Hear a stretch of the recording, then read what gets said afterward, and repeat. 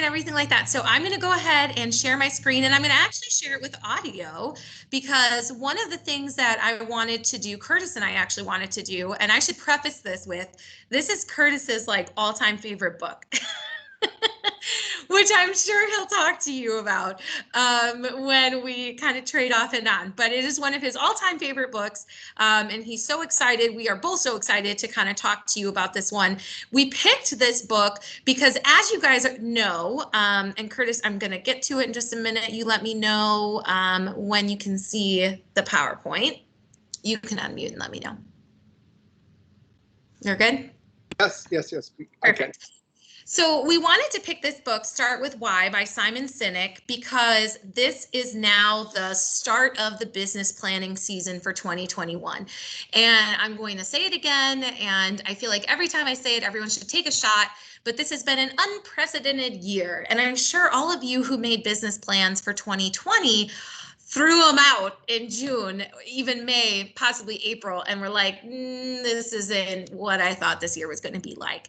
But now that we're living through and with the circumstances that we're in globally, frankly, I do feel creating a business plan for 2021 that takes into account the possibilities of another shutdown, the possibilities of having to wear these little guys full-time next, as much as we don't want to think about that. I do think we're in a really good position for 2021 to come up with a firm business plan with all those variables. Whereas at the end of 2019, there was really no way we could have planned for what 2020 had in mind.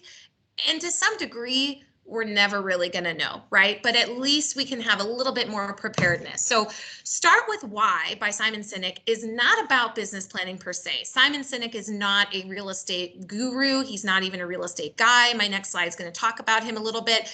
But we wanted to start the business planning season out with helping you get in the right mindset of building a good foundation for your business plan for 2021 and onward. Curtis and I both believe so strongly that a business plan, and frankly, just your business in real estate, should be rooted in the why. A biggest reason is because you guys know, while this is a numbers game in real estate, it's rooted in relationships. It's rooted in, why is somebody going to use Gail and not the 12 realtors in line for the business behind her? Why is somebody going to choose to work with Jay and not the 12 realtors in line for the business behind him? Oftentimes, it comes down to that thing about you that stands out. Yes, part of it is company value. Yes, part of it is agent value. I'm going to stage, I'm going to clean, I'm an area expert, all of that stuff. But a lot of times, now more than ever, the way consumerism has shifted in the last couple of years, it's about relatability. It's about trust. It's about understanding why it is that you guys are in this business, why it is that you wake up every day and choose to do real estate. And consumers, they don't like to look at it like they're just out here to make money, because then they feel pressured, they feel pushed. So we really wanted to hopefully inspire you with Simon Sinek and Starting With Why to help you think beyond just the numbers, beyond just your profit and loss, your P&L, and into the real base for why you're in the business. So a little bit about Simon, in case you guys either didn't read the book, and don't worry, we're not going to ask for a show of hands on who did and didn't, like we advertised. This is not a session built for just those who read the book. We're going to make it really fun and easy for everybody to kind of follow along. But Simon, this is something he's been quoted as saying. So he imagines a world in which the vast majority of people wake up inspired, feel safe wherever they are, and end the day fulfilled by the work they do. I don't know about you guys, but when I read this, I was like, I should read this quote every single day, because I promise you, I do not wake up every single day feeling inspired. I certainly don't always feel safe wherever I am. This year, more than always, more than ever. And at the end of the day, I'm not always sitting there like, wow, this was a tough day, but I did a great job. Sometimes I'm sitting there like, I'm the worst realtor in the world. I'm the worst daughter or the worst friend, or all of these things that we're just, it's so much easier to be negative about ourselves than positive. But we all know, because we've all personally gone through it, that those are the thoughts that stick with us the most and kind of handicap us in a lot of areas, personally and professionally. So I love this quote. I love that this is like big and loud on his website, and it's something I'm going to have available to myself to read all the time, because this is inspiring to me. I would love to wake up like this and feel this way every day and end the day this way, because to me, this is the best way to be fulfilled. So a little bit about Simon. He's an unshakable optimist. Wouldn't we all love to be that? And he believes in that bright future and our ability to build it together as a unit. So if you guys did read the book, you probably picked up on this. He's a big together. While we should all have our individual whys, if we all rooted that to get like individually together, we could accomplish so much more and have this feeling of fulfillment at the end of the day. So he's been described as a visionary thinker with a rare intellect. His TED Talk, which we're going to show you a portion of it, very shortened down portion of it on the next slide, is still in the top 5, I believe. But when it aired, he was in the top 1 for many, many years, and now he's in the top 5. It's a very competitive TED Talk atmosphere there.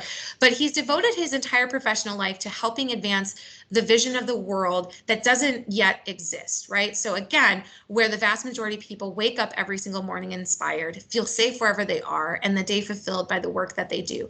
And he does this by speaking engagements like the TED Talk, working with companies, philanthropic organizations, to really help them understand why it is that they're doing what they're doing. So this next part, if you read the book, you're pretty familiar with the Golden Circle. But I want to talk about this, and if I recruited you or you've coached with me, you might be familiar with the Golden Circle. As soon as I learned about this with Simon, and Curtis and I like geek out about the Golden Circle all the time, so I'm so excited for us to geek out with you guys. But I use this all the time, and I've used this in my personal and professional life for the last 4 or 5 years since I learned about this. But it's this concept of 3 circles, right? What, how, and why at the center. And he kind of talks about each circle. So what, every organization on the planet knows what they do, right? These are the products they sell or the services that they offer. So as real estate agents, you all know what you do, or at least I hope you know what you do. How you do it. Some organizations know how they do it. These are the things that make them special or set them apart from their competition. So when we've had those conversations about value proposition, that very much falls in the how I do it. Why is very difficult to get to, and very few organizations know why they do what they do. Why is not about making money. That's a result of your why. Why is the purpose, the cause, or the belief, and it's the reason for your existence as an organization. And most companies don't lead with that. A really good example that I give a lot, and so does Simon, and he's going to talk about that, is the difference between Apple and Samsung. What Apple and Samsung do is the exact same thing. They make technology, right? They make tech products. How they do it is their proprietary information. But why they do it is the biggest reason that Apple has a line around the block to buy $1,500 phones starting at 3 a.m. when they're about to launch it. And Samsung never has a line for their $250 phones that do the exact same thing. When Apple launched, they led with their why, which is to create customizable user experiences so each user could communicate the way that they wanted to communicate on all of their devices. They led with their why. Samsung just said, hey guys, here's some phones and some dishwashers and some microwaves, and didn't get to that why a consumer should want them over somebody else. So kind of think about that in the back of your head, and we're going to launch into the video. I'm notoriously not good at getting these to play in the PowerPoint, so give it 2 seconds and we'll take a look. Oh. And Curtis, if you want to unmute, let me know you can hear it. The same talent, the same agencies, the same consultants, the same media, then why is it that they seem to have something different? Why is it that Martin Luther King led the civil rights movement? Oh, sorry, I'm just going to pause and turn it up for you guys, sorry. He wasn't the only man who suffered in a pre-civil rights America, and he certainly wasn't the only great orator of the day. Why him? And why is it that the Wright brothers were able to figure out controlled powered manned flight when there were certainly other teams who were better qualified, better funded, and they didn't achieve powered manned flight. And the Wright brothers beat them to it. There's something else at play here. About 3.5 years ago, I made a discovery. And this discovery profoundly changed my view on how I thought the world worked, and it even profoundly changed the way in which I operate in it. As it turns out, there's a pattern. As it turns out, all the great and inspiring leaders and organizations in the world, whether it's Apple or Martin Luther King or the Wright brothers, they all think, act, and communicate the exact same way, and it's the complete opposite to everyone else. All I did was codify it. And it's probably the world's simplest idea. I call it the golden circle.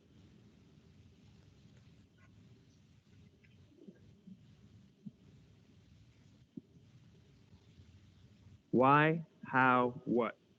This little idea explains why some organizations and some leaders are able to inspire where others aren't. Let me define the terms really quickly. Every single person on the planet knows what they do 100%. Some know how they do it, whether you call it your differentiating value proposition or your proprietary process or your USP. But very, very few people or organizations know why they do what they do. And by why, I don't mean to make a profit. That's a result. It's always a result. By why, I mean what's your purpose? What's your cause? What's your belief? Why does your organization exist? Well, as a result, the way we think, the way we act, the way we communicate is from the outside in. It's obvious. We go from the clearest thing to the fuzziest thing.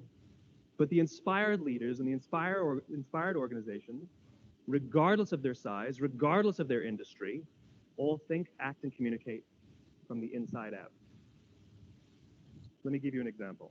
I use Apple because they're easy to understand and everybody gets it. If Apple were like everyone else, a marketing message from them might sound like this. We make great computers. They're beautifully designed, simple to use, and user-friendly. Want to buy one? Meh.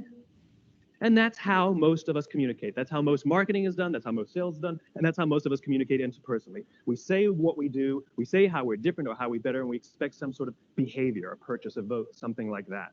Here's our new law firm. We have the best lawyers with the biggest clients. We have, we always perform for our clients, do business with us. Here's our new car. It gets great gas mileage. It has, leather seats. Buy our car. But it's uninspiring. Here's how Apple actually communicates.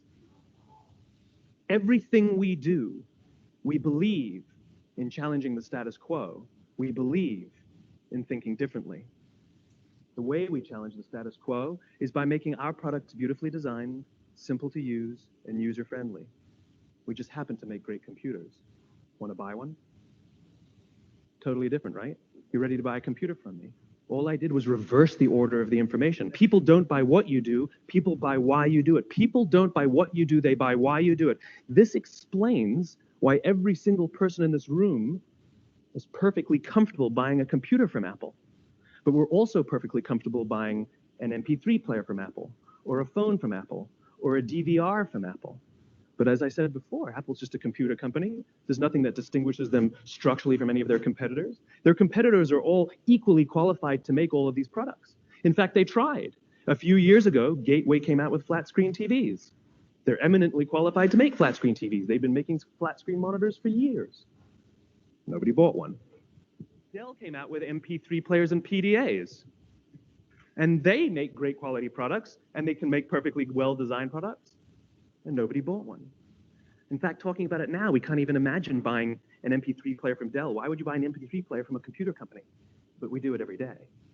People don't buy what you do, they buy why you do it. The goal is not to do business with everybody who needs what you have. The goal is to do business with people who believe what you believe. Here's the best part. None of what I'm telling you is my opinion. It's all grounded in the tenets of biology. Not psychology, biology. If you look at a cross-section of the human brain, looking from the top down, what you see is the human brain is actually broken into 3 major components that correlate perfectly with the golden circle. Our newest brain, our Homo sapien brain, our neocortex, corresponds with the what level. The neocortex is responsible for all of our rational and analytical thought and language. The middle two sections make up our limbic brains, and our limbic brains are responsible for all of our feelings, like trust and loyalty. It's also responsible for all human behavior, all decision-making, and it has no capacity for language. In other words, when we communicate from the outside in, yes, people can understand vast amounts of complicated information like features and benefits and facts and figures. It just doesn't drive behavior. When we communicate from the inside out, we're talking directly to the part of the brain that controls behavior, and then we allow people to rationalize it with the tangible things we say and do. This is where gut decisions come from. You know, sometimes you can give somebody all the facts and figures, and they say, I know what all the facts and details say, but it just doesn't feel right. Why would we use that verb? It doesn't feel right. Because the part of the brain that controls decision-making doesn't control language. And the best we can muster up is, I don't know, it just doesn't feel right. Or sometimes you say you're leading with your heart, or you're leading with your soul. Well, I hate to break it to you, those aren't other body parts controlling your behavior. It's all happening here in your limbic brain, the part of the brain that controls decision-making and not language. But if you don't do what you do, and people respond to why you do what you do, then how will you ever get people to vote for you or buy something from you, or more importantly, be loyal and want to be a part of what it is that you do? Again, the goal is not just to sell people who need what you have. The goal is to sell to people who believe what you believe. The goal is not just to hire people who need a job. It's to hire people who believe what you believe. I always say that, you know, there's if you hire people just because they. Okay, guys, I wanted to really get a flavor of the golden circle for you and get that. And now I'm going to stop sharing my screen so we can get back to each other on this. And Curtis, if you want to start the group discussion, we can go for it. All right. I don't know. I've probably listened to this book 6 times. I literally get choked up, like when Rachel says she geeks out on this. I mean, I just this hits home to me. I never really thought about you know, my why I did what I do, and you all chime in and unmute yourselves if you like, but. When people are looking for their why, when they don't understand their why, Simon says, don't project into the future what your why is. You've lived your why all your life. It never, ever changes. Look behind you. Look what propelled you to this place in your life that you are currently at. That's why you ended up where you are. There is some sort of common denominator. There's something that has moved you, has motivated you to where you are. Mine is so simple. I mean, change. Our business is run on opposites, meaning like, you know, we want to be consistent with our marketing, consistency with lead follow-up, consistent, but we have to change. So that logo of everything, you know, the only thing consistent is change. We have to be consistently changing. So I think my why, whether it's teaching a, you know, or supporting a class to helping a client, everything I do moves people to change. Because, I mean, going back to the Apple, that's why Apple comes out with a new phone every 9 months. Technology changes. It's so hard for us in our business to be like, well, this isn't how it was done before. This isn't how we used to do it. Thank God. This isn't how we used to do it. Our world has moved on, and the idea is, you know, to keep changing, but to live your life with a purpose. And I don't want to be preachy, but I mean, it's kind of like the theme to live your life by a purpose. Don't live your life by an accident. You just accidentally ended up at this end point. You kind of know where the end point is, but you don't know the route on how you're going to get there. If you say, you know, you wake up in the morning and you say, I'm going on holiday, and somebody says, where are you going? You're like, I'm going on holiday. And like, but where are you going? You're like, I'm going on vacation. I'm going on holiday. As opposed to like you wake up and you say, I'm going to California. So I'm going to California on vacation. So I start driving across the country and I run into traffic in Iowa. I'm going to veer and take Route 94. And then, you know, I'm like, oh, I want to stop in the Grand Canyon. I'm still heading to California. I'm just getting there any bit by bit, little by little. I'm just kind of continuing my journey, but I'm enjoying my journey along the way, because that is, I kind of think, what life is all about. And getting to our ultimate destination. I don't know, I always saw this cute cartoon about no one really knows what your ultimate potential is. You don't know you can't do something until you try it. And if you try it and you fail, you dust yourself off and you get back up and you keep doing it.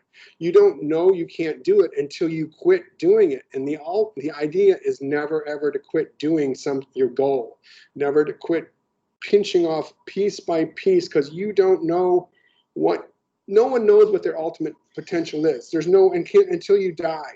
And that was the idea of this cute little cartoon that I saw. It was like this lady, she's wrapped in a mink and she's dripping in diamonds, and she shows up at the gates of heaven and she's like, let me in, I've lived a fabulous life. And the gates open up and she goes in.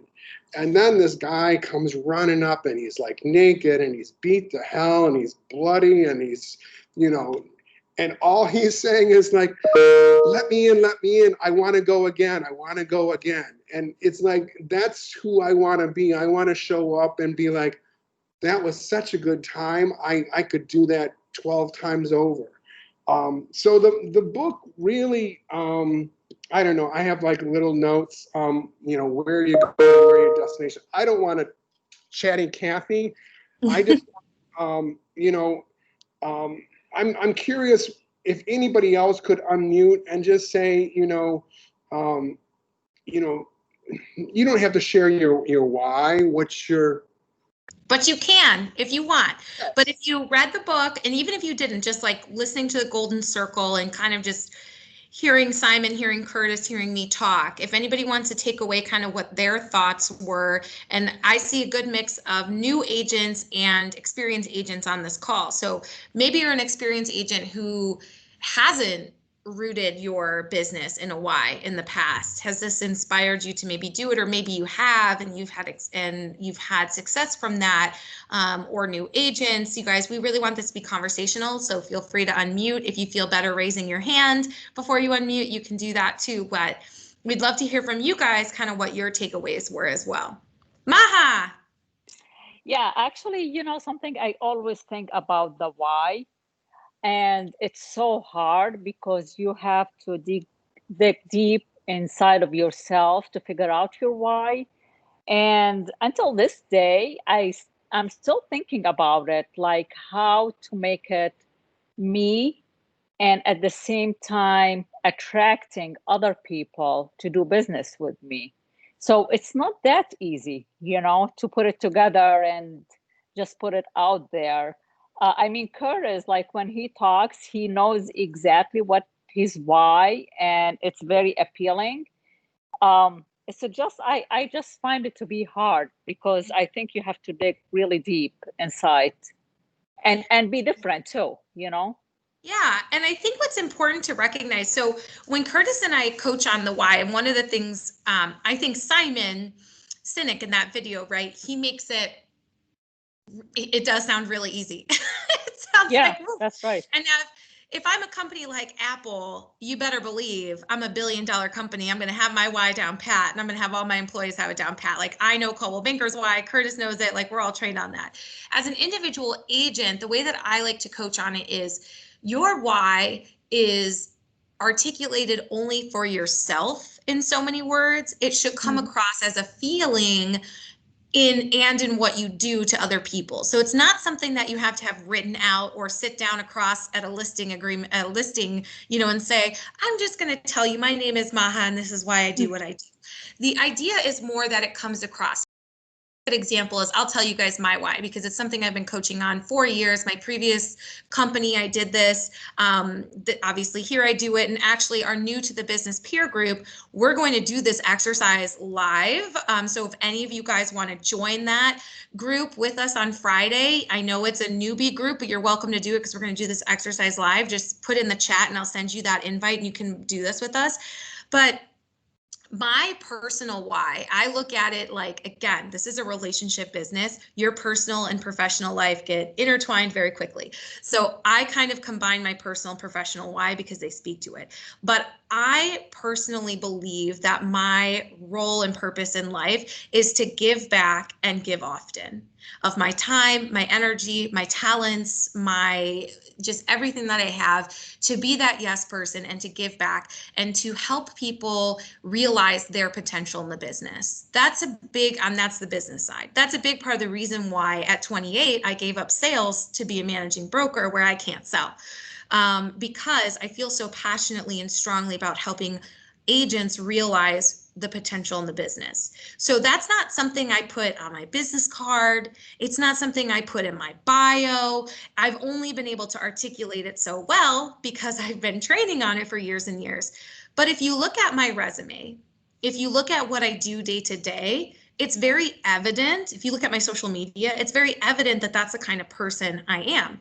So if you look at my social media, if my clients, when I was selling, they can see that I sit on several volunteer organization boards. I'm consistently giving back to the communities that I serve in, right? When I work with my clients, I'm really hyper-focused on education and communication so that they feel supported and they know exactly the steps of every transaction. I'm not blindly leading them through it. I want them to know exactly what's happening at every step. So giving of myself and giving often is something that they can pick up from in everything I do and everything they see about me. For agents, you guys are on this call right now. You guys are on the Friday newbie call. You see the city roundup email. I could just be a managing broker who just answers calls, right, and does stuff. But instead, Curtis and I are proactive. We try to bring this to you guys because we believe so much in our whys and what we can offer as a company, but then as individuals, as a resource. So when you're starting to think about your why and how to articulate it, worry about articulating it to yourself first. And then the second part of it is, how can I make that come across in my bio, in my social media, in my marketing, without having to say, my why statement is this? Because that makes it stale, right? That makes it a little like less genuine, to your point, Maha, and it makes it harder. So my advice would be, first think about it from just a very personal level, and you'll work out the articulation through there. And I actually have here, I did have some questions. I'll share my screen real quick because I actually jotted down some questions that I like to use in my coaching of this. Curtis, can you see my screen? Yep. So as you're going through, these are some good questions. And don't forget, you guys, I do record this and send it out so you don't have to fiercely write it down. But here are some questions to ask yourself when you're trying to find your why. What makes you come alive? What do you love to do? Remember what Simon Singh was, right? He wants everyone to wake up inspired, everyone to end their day feeling fulfilled. Well, what makes you come alive? What's going to make that happen for you every day? What are your innate strengths? So I'm a big believer in a strength-based culture. I believe so strongly that if we as individuals and the world, frankly, focused on what we were good at and a little bit less on what we were bad at, we would all be rock stars. So what are you already really good at? Maybe you're a connector. Maybe you're a relationship builder. Maybe you're an expert negotiator, whatever it is. Where do you add the greatest value to other people? Think personally and professionally. And then how do you measure your life? right? At the end of the day, what makes you have that fulfilled feeling? How are you measuring? Again, for me, if you go back, I measure my life in how many people have I helped today? How many people have I made a difference for today? Because I don't feel fulfilled if I haven't tried to improve someone's situation for that day. And then, like he kind of said, it's easier to think about what, how, why. Now, when we work, we should work from the inside out. We should work why, how, what. But since it is easier, and most people think what, how, why, just when you're thinking about your why statement, work backwards. What do you do? You guys should know what you do. How do you do it? Get that value proposition down. What sets Maha apart? What sets Crystal apart? What sets Gail apart? Why? How do you do it? And then think about why you do it. And remember what he was saying about money being that result. Vacation, that's a result. Livelihood for my family, that's a result. The why has to be bigger than a result. Those results are always going to come. That's like a big thing I learned from the book, right? The companies that lead with their why, the individuals that lead with their why, the legacy, the income, the success always follows and lives well beyond him. Like his examples of Martin Luther King Jr. and the Wright brothers, there was plenty of other people doing the exact same thing at the same time. But those are the names we remember, right? Those are the legacies that live on because they were rooted in that why. And their why was so kinetic. It was infectious, and people wanted to be a part of that why, wanted to be a part of that vision. And so while you're asking yourself these 4 questions, think about what is a legacy, what's going to live on, what's going to leave that lasting impression, and that might kind of help you wheedle down into that. And I keep saying this is going to be a discussion, and then I keep talking, so I apologize, but I hope that helped. Let's see, who else wants to unmute themselves and join on in, you guys? This is Gail. I agree with everything that you said, all of your comments, and I just wanted to add, I really, even before reading this book, I think this industry, I came from the financial services industry, and it was very different from the real estate industry. And I felt that the consumers really had to be educated as to how we do our work and our value. And there were perceptions out there about, who a realtor was or what they thought it was. So I felt from the very beginning that I had to educate my sphere of influence. And early on, I started thinking about it and, trying to really, I didn't identify it, in these 4 questions and, from the inside out. But I did go through the process of thinking about educating the public, because I didn't think that, the National Association of Realtors did such a great job of educating the public as to the value of what we do. And I think because I thought that the public really thought about, well, all you're really in it for is the commission, and everything was so based on the commission. And I didn't feel good about that. I felt like, well, I'm trying to provide a service here, and I'm trying to provide value, and I'm trying to guide you.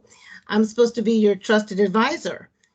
So, so I did think about this early on, coming from a different industry.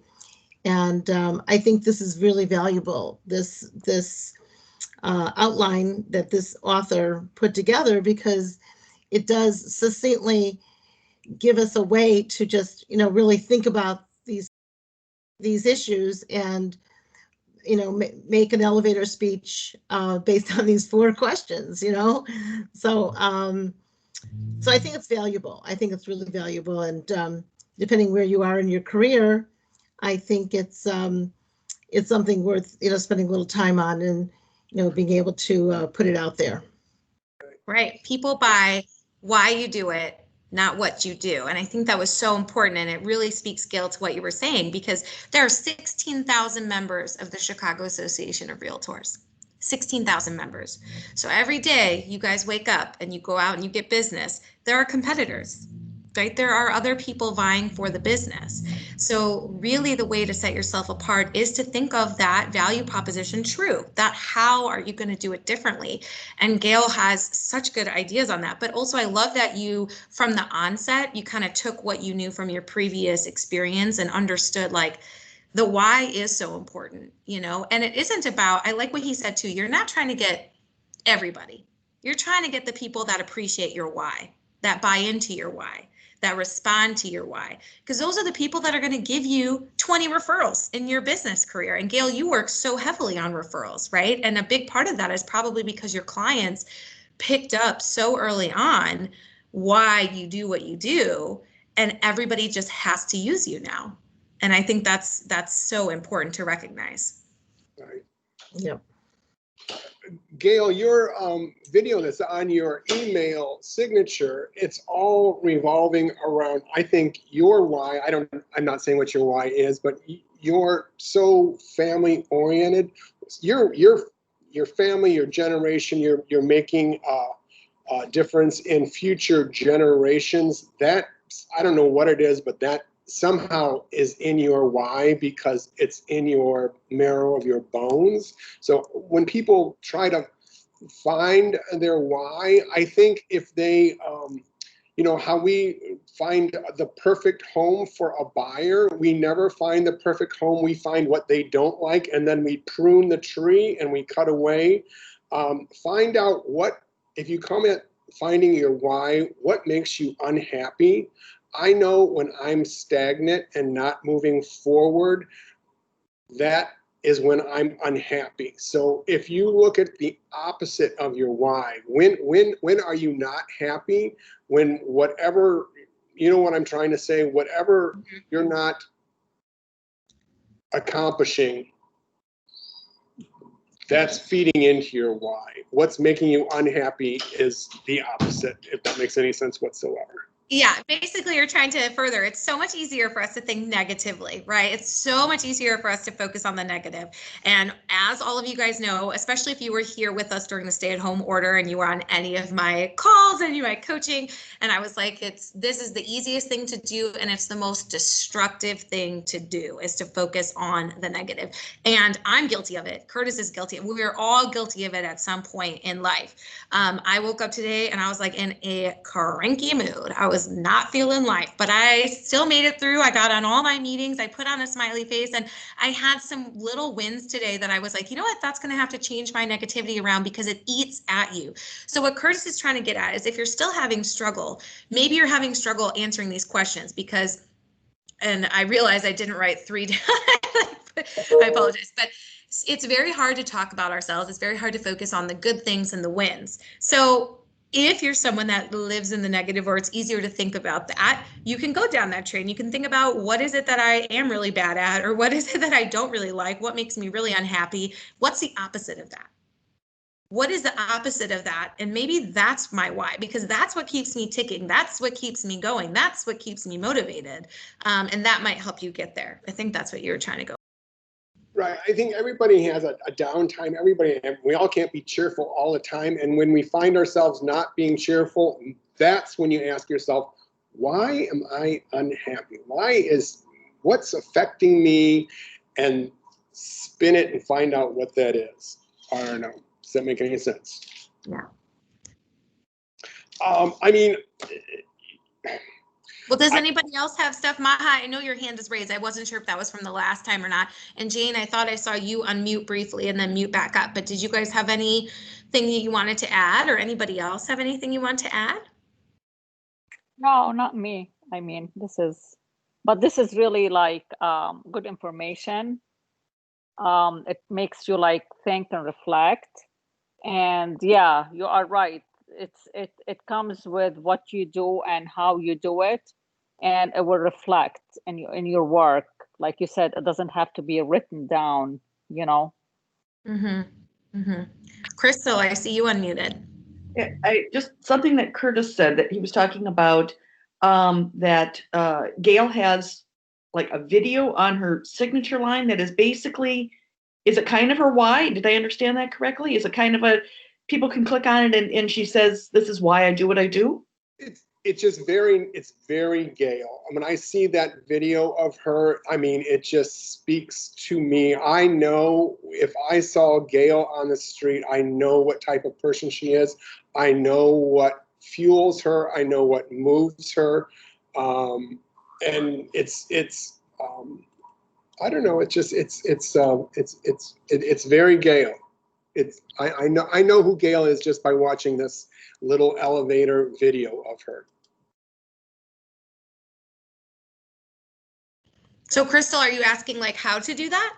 Well, I guess it's interesting because, you know, it's my husband and I have just had this conversation. I was telling Curtis yesterday that we've in the last few dates had a conversation, things like this. And he's like, you know, you've got to decide. He said, you know, you've got to think about why is it you do what you do. And he says, oh, there's this great guy you should read about, and it is this book. And I'm like, okay, well, how freaking odd is that? But I guess it's just interesting to me that, yeah, you know, I mean, after I've been doing this 25, 26 years, but you go back to why did you get into it in the beginning, and when are you the most happy? When are you the most happy of which clients make you the most happy? And I think that's kind of the thing that you have to go back to. And then I just thought it was interesting the with Gail that she actually has just kind of like Curtis said, a little elevator that's, you know, this is me. So I just found that interesting. Well, and it's so important. I mean, you have to, your why, again, like we were talking about with Maha, like articulate it for yourself, because that is something that you're going to mantra to yourself. You're going to wake up every day. That's going to be what inspires you. And frankly, when you have those nasty clients, and we all have had those nasty clients, okay, when we have those nasty clients, that why is what centers you. When you have those bad days, frankly, the personal days that are bad, when you have those, I mean, I don't have to tell you guys, some of these days during the stay-at-home order, you're sitting there like, well, what even, why am I even doing any of this? Like, what even is this? Like, I haven't seen my dad and my stepmom since they visited in January, you know, and I'm probably not going to see them until next March or further beyond. You know, we all have those days. But my personal why, which translates into my professional why, I just add some extra layers for the professional why, is what grounds me and centers me. So whether you are a new agent or a legacy agent, you know, a more experienced agent, the thing that I really challenge you guys to do as you are in every Coaching to Confidence, every book that we've chosen from here to the end of the year is designed to get you guys in the zone, in the mindset of business planning for 2021. We don't want any of you guys to enter January being like, well, I don't know how much money I want to make. I don't know how I'm going to get there. I don't like, that's not what we want to have happen. So this is designed to get you guys thinking of, if you're new to the business, this is a prime time for you guys to set the foundation of your business. And everything you do in your career from now on can be rooted in this. If you're not new to the business, this is your opportunity to think about how can I restructure and watch it work for you. Watch it work for you. So some of you guys know that I started at 21 in the business. I was a licensed assistant for 2 years for a top producer. And then I was on a top producing team. We did over 30 million every year. I was on that team for 3 years. And I was on that team 1.5 years too long. It was not a good place to be because I was running someone else's business in a way that it wasn't really focused in the why. She was very money oriented. And hey, a lot of realtors are, I'm not hating on that. But again, that should be a result. Because if you're doing all the right things and you're a really good, and you're a good person, you know, and you're doing all those things, the money is going to come. But she didn't look at it that way. She's very competitive, all these things. And I'm not that kind of person, as you guys can probably tell from me. I'm like that touchy-feely. I'm just like here to have a wonderful time. I want everyone to be happy. And it made me miserable. And I spent 3 years not prospecting my sphere. I spent 3 years not at all focused in my why I was in the business at all. Our business was very much what we do, how we do it that made us different. And we never got to the why. And leaving that team was one of the scariest decisions I ever had to make. I was 25. I went solo. I wasn't getting leads anymore. I didn't have this comfort of a $30 million team. It was very traumatizing, but I doubled my income that year. Doubled my production that year because I learned about Simon Sinek. I learned about this golden circle, and I realized that I could root my business in my why. I could finally work the way I wanted to work. I could work with the clients I wanted to work with. Not that we're picking and choosing, but I really believe if you put out there what you want to get back, that's what you're going to get back. You're still going to get some crazy stuff happening. You're still going to get some crazy clients. But when I started doing that, I was getting the results I wanted. I was getting the referrals I wanted. I was 100% referral my first year solo, and I doubled my income that way.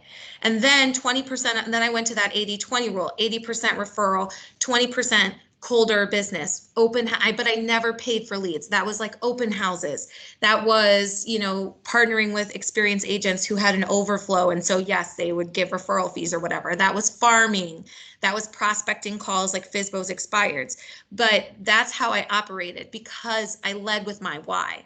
So I'm here to kind of just help you guys realize that doesn't matter if you're brand new or you've been running your business. Look at this as an opportunity to make this little tweak. And I promise you it's not going to hurt you. You might see that it's exactly the same for you, but I really hope and I really believe, and I think Curtis can vouch for it. And I think Gail, just with the experience she's had with rooting in the why, I really feel it's going to elevate your guys' business in 2021, and it won't hurt you at all to try it at least.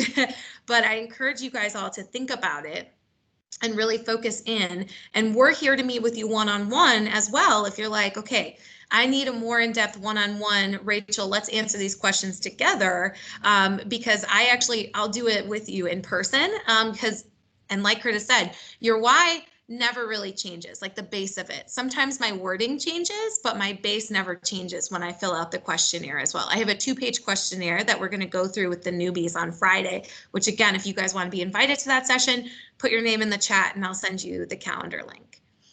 It's like one of the first questions we ask when we're little kids, why?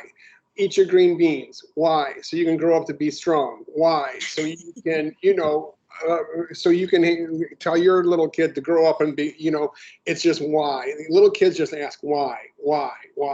So it's a very basic instinct to want to know the reason of something. So the bigger question is the reason for our lives. What is our why is a little scary to think about, but I think it's simpler than it's not as daunting as we think. Mr. J, you came on, you came off, you came on. Sounds like you wanted to chime in with something, Mr. J. I've been mostly just listening for the most part.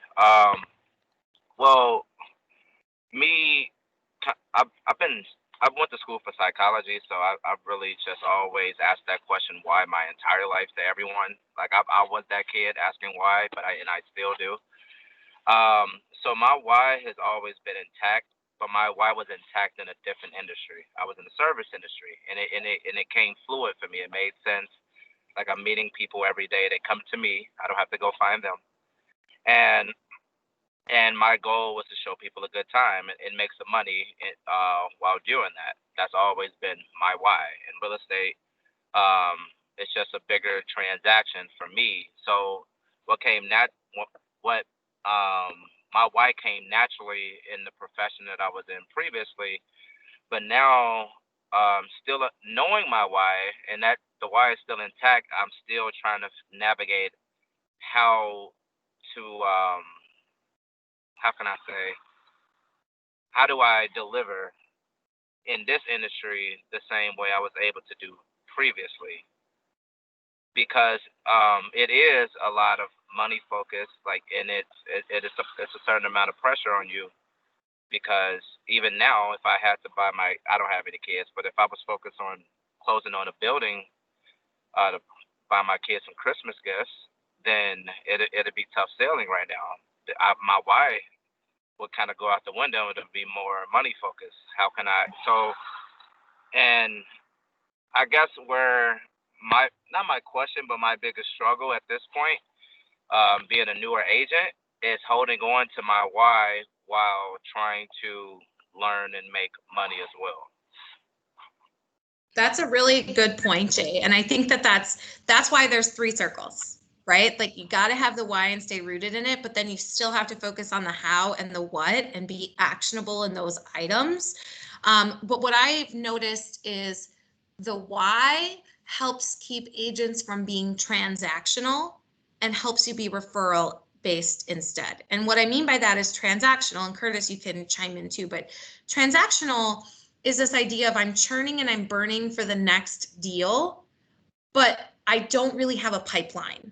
So I might have 3 closings this month, but I don't know what's happening in February. I don't know what's happening in January, or I don't really know what's happening long term. And because I'm so hyper focused on getting these 3 closed, I'm not prospecting. I'm not talking to my sphere. I'm not building that pipeline.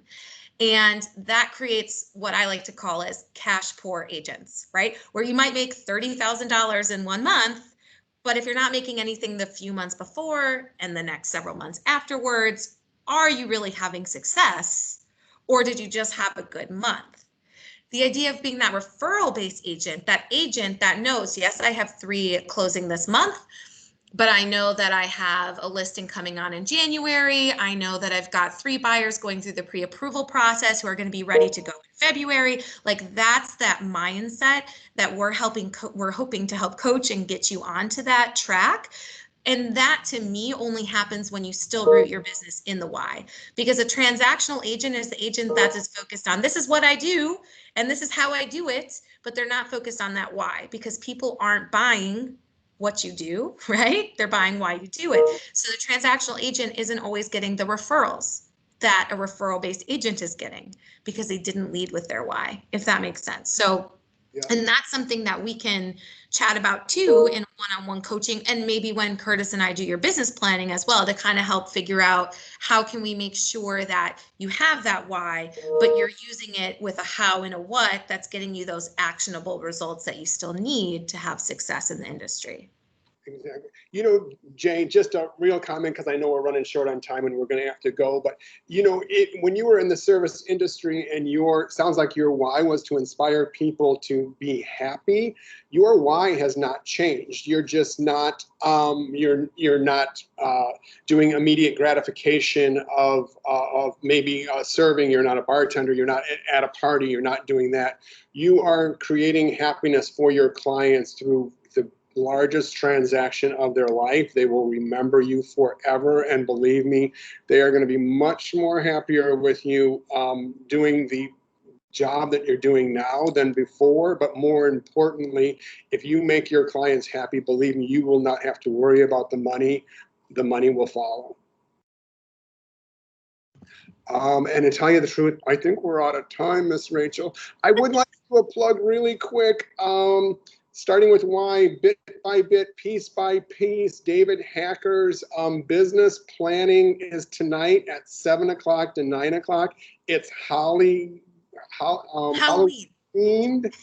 I don't know if we're supposed to dress up or not, but I think you should. I bet you David is dressing up. I'll bet you $5 that David is dressing up. It was one of my favorite classes last year. It's just, man, talk about getting yourself organized and setting yourself for your potential to give yourself a destination just for next year. It's a huge, huge class, whether you take it tonight or sometime in the future.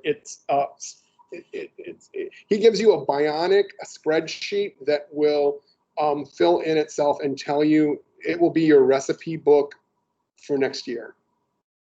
And that's if you guys make it onto the mega meeting tomorrow, which we highly recommend, because there's actually some very exciting announcements for your City Central happening, and a lot of it has to do with business planning. So we recommend doing it, but it is going to be a prerequisite for some things we're doing because we feel so strongly about it. I think Jay has actually taken it for sure. I know that. I think I see Fayez on this. Fayez is going to be going through because that's part of AMP, but you get a workbook, a business planning workbook that is like a fillable Excel sheet. So numbers are still important. We're not suggesting that you guys don't think about your income, by the way. I still want you guys to have those goals.